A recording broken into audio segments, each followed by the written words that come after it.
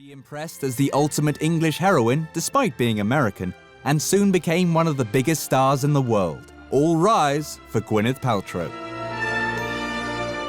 Gwyneth is kind of Hollywood royalty, or at least Hollywood's aristocrat. Her mother is actress Blythe Danner. Her father is Bruce Paltrow, who was a producer and director. So she had some pedigree within the acting world. People who have negative feelings towards her just seem to overlook all the kind of fun, mischievous and interesting things that she does. Gwyneth started off very young in the John Travolta movie Shout, which, despite its name, didn't make much noise at the box office. Shout is her first film role. It's a very small part, but she's appearing in a film with John Travolta, so that's not a bad start.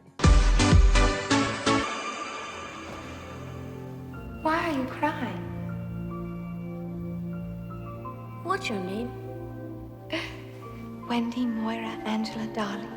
What's yours? Gwyneth didn't have to wait long to start working with Steven Spielberg, starring as the young Wendy in his adaptation of the Peter Pan tale. Her first major role is in Hook, which is Steven Spielberg's take on the Peter Pan story. It might not be a coincidence that Spielberg was her godfather.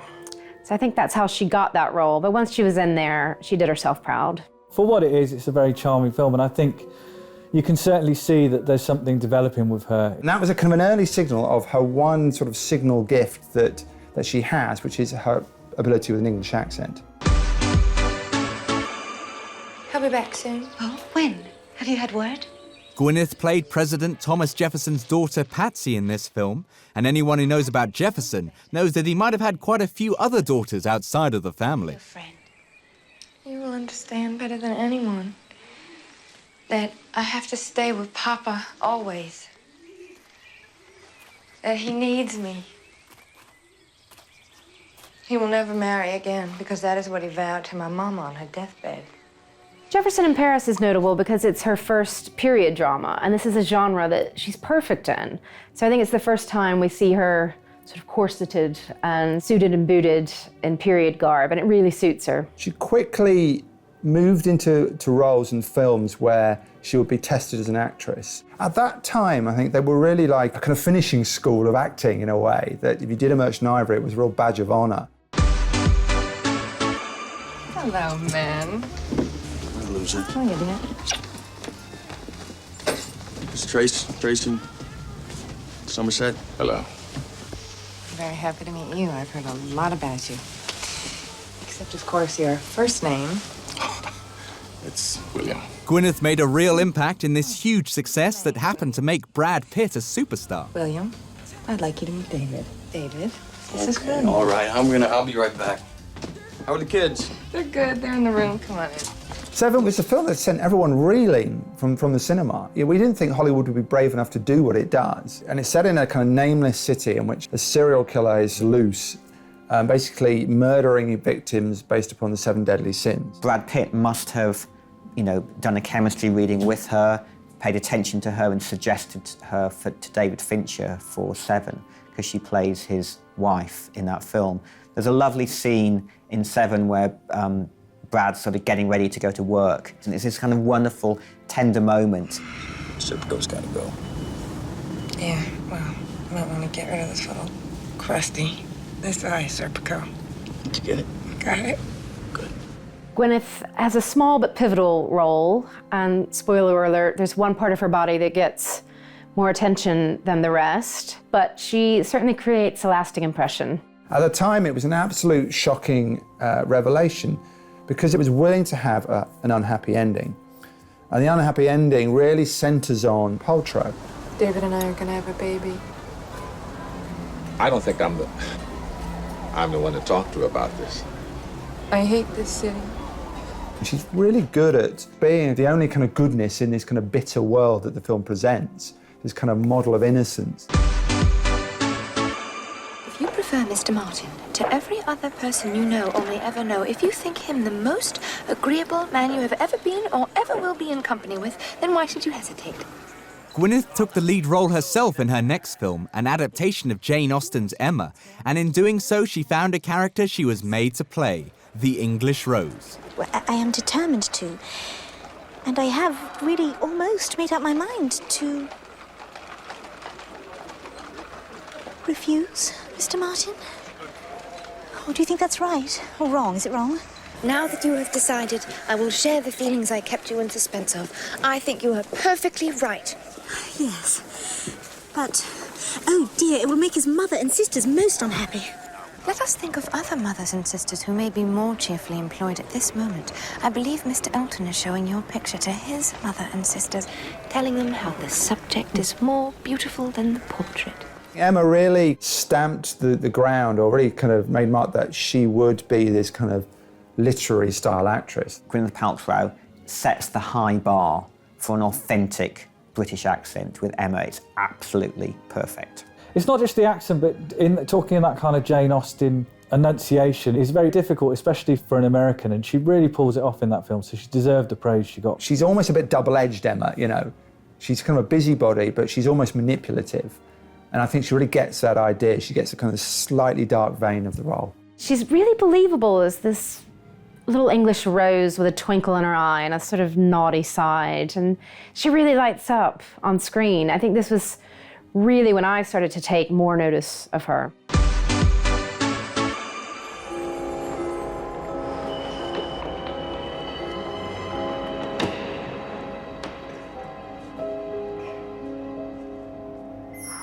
Who knew missing a train could have such an impact on your life? This film showed us how. And Gwyneth kept up the English accent here too.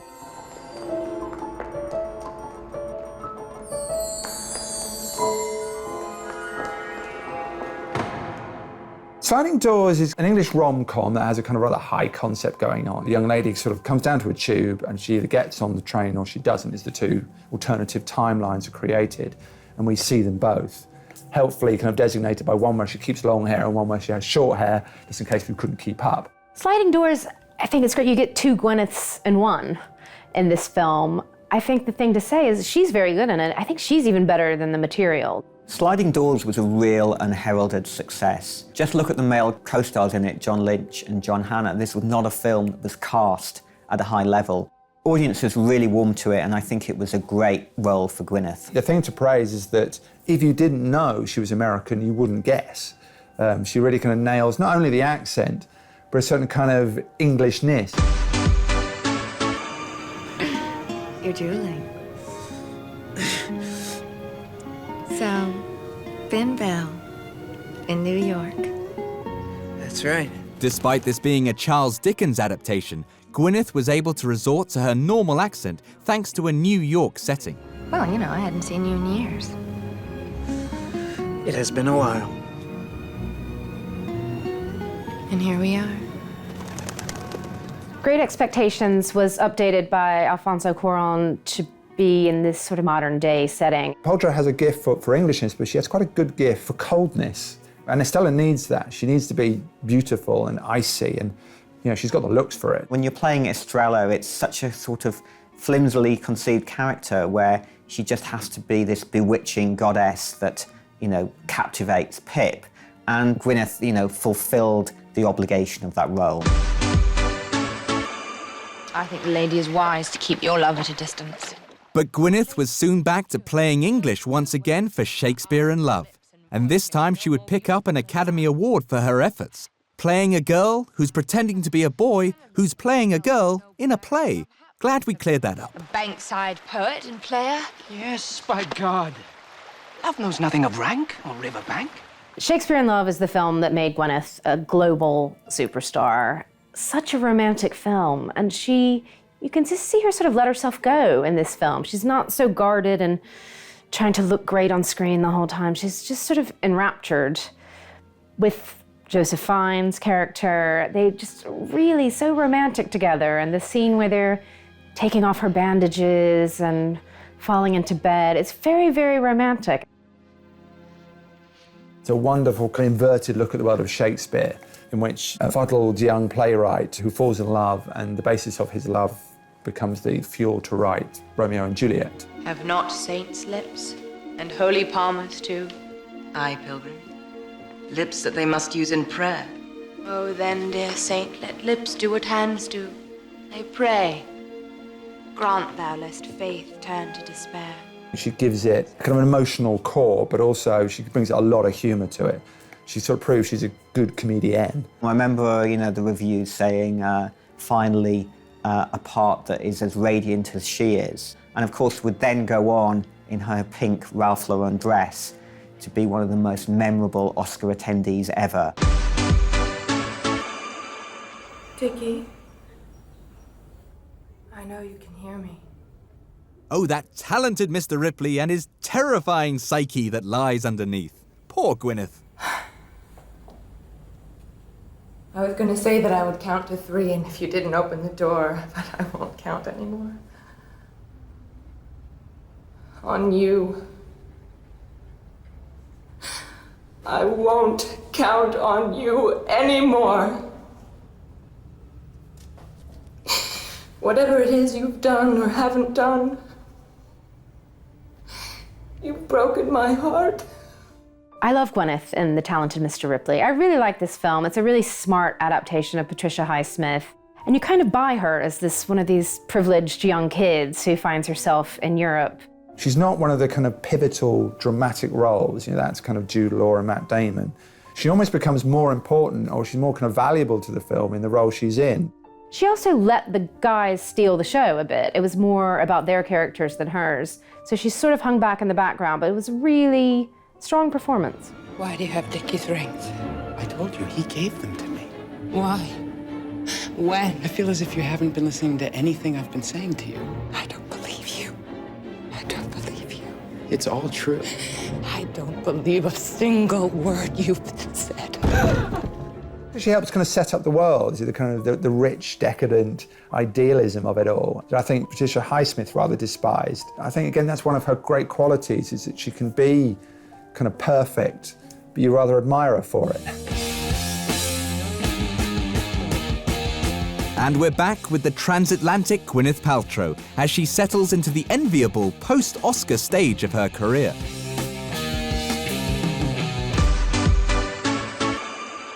That I forgot to do. Paltrow shines as the enigmatic secret smoker Margot Tenenbaum in Wes Anderson's all-star production. Stand up straight and let me get a look at you.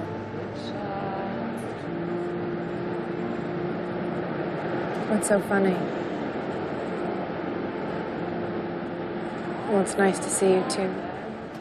The Royal Tenenbaums is one of my favorite Wes Anderson films. I think Gwyneth is really at the heart of this film. She's kind of this fragile, broken bird of a person with her fur coat and her big eyes, and you just feel for her in a way that we haven't felt for some of Gwyneth's characters in the past. She's more vulnerable than ever before. It couldn't be more opposed to everything she'd done previously, where she'd been kind of vivacious and talkative and confident. And here she was kind of sulky and diffident. I'm not in love with you anymore. I didn't know you ever were. Let's not make this any more difficult than it already is. Okay. Gwyneth was a great fit for Wes Anderson. He has these really specific, highly evolved worlds, often with rather sort of neurotic characters. It's surprising in a way that we haven't seen Gwyneth in further Wes Anderson productions. I met him in the ocean. I was swimming and he came out to me in a canoe. We were only married 9 days. And I heard about Eli. No. Poor Eli. Anyway, we mostly just talked about you. You did? Yeah. It shows you versatility. It shows you, again, that she'll be interested in taking interesting director roles. She'll be pursuing stuff that's quirky and offbeat. So she was really affirming that she was an actress, not a movie star in that sense. Weak! So weak. You want to see a splash? I'm going to show you a splash. Ready? It took some serious CGI to make Gwyneth Paltrow look fat.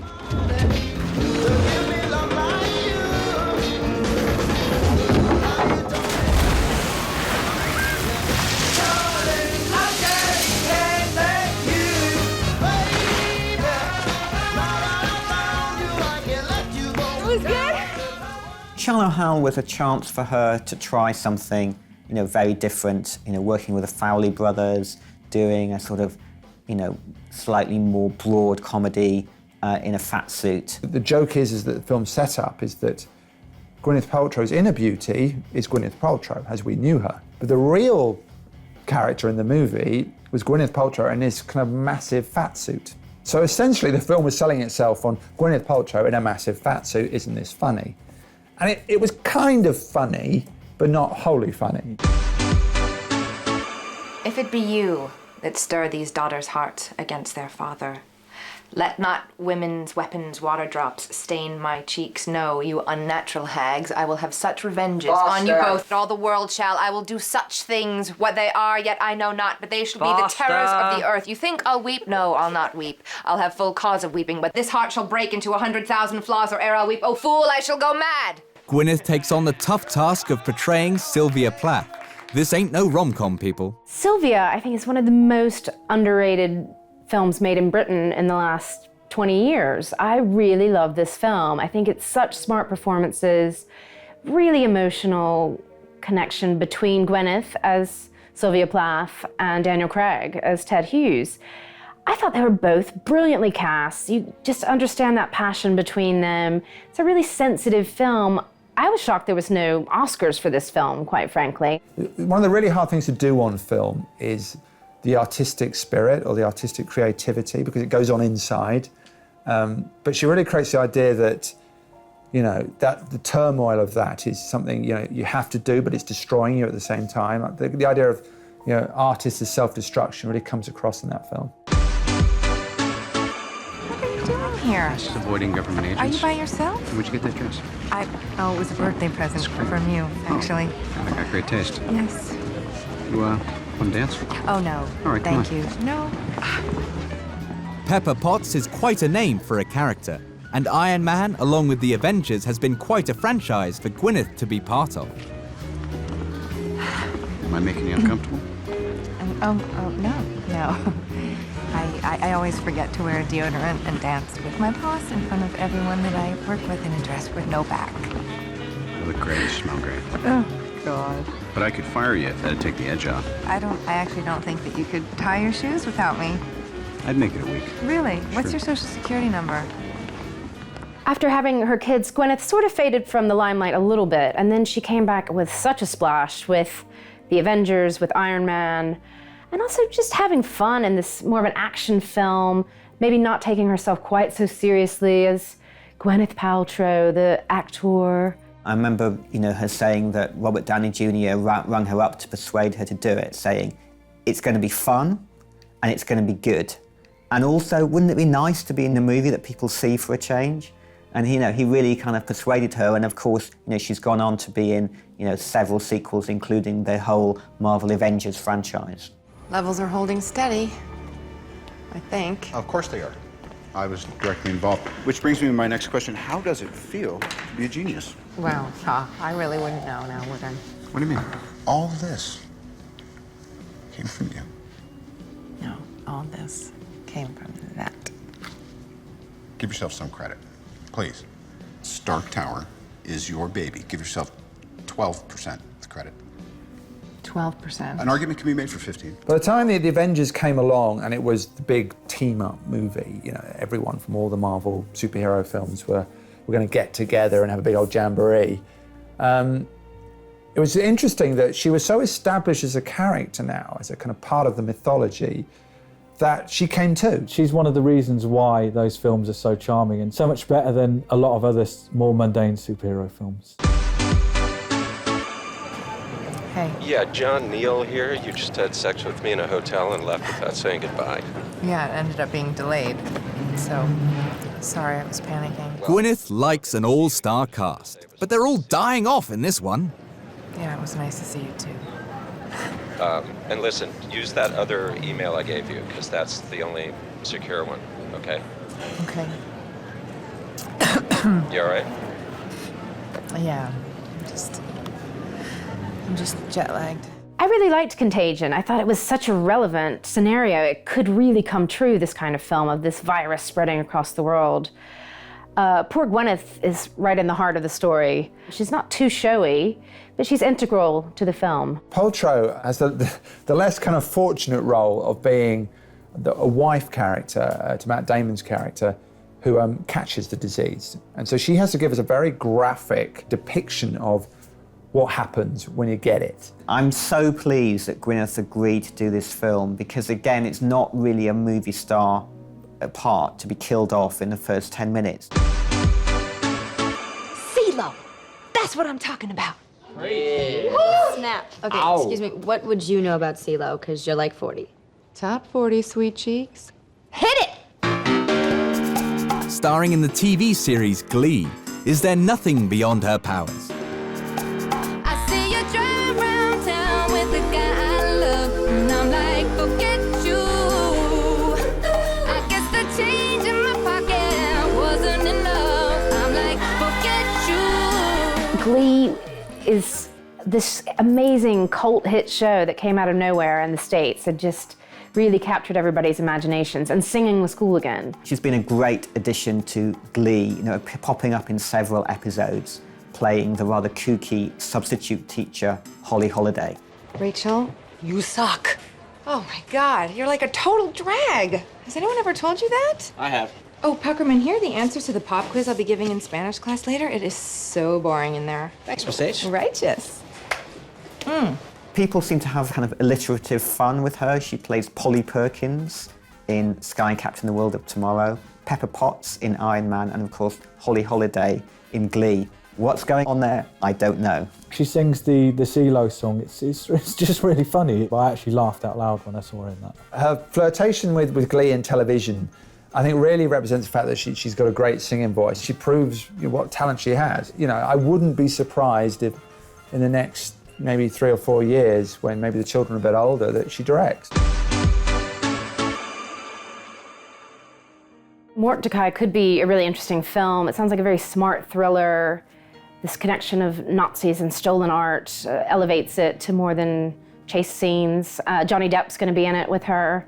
So it'd be interesting to see those two working together. Mordecai with Johnny Depp, hard to call, directed by David Coep. It's a kind of parody. It's a send-up kind of caper movie, and you know, I think maybe again it's her having some fun without taking on a major role.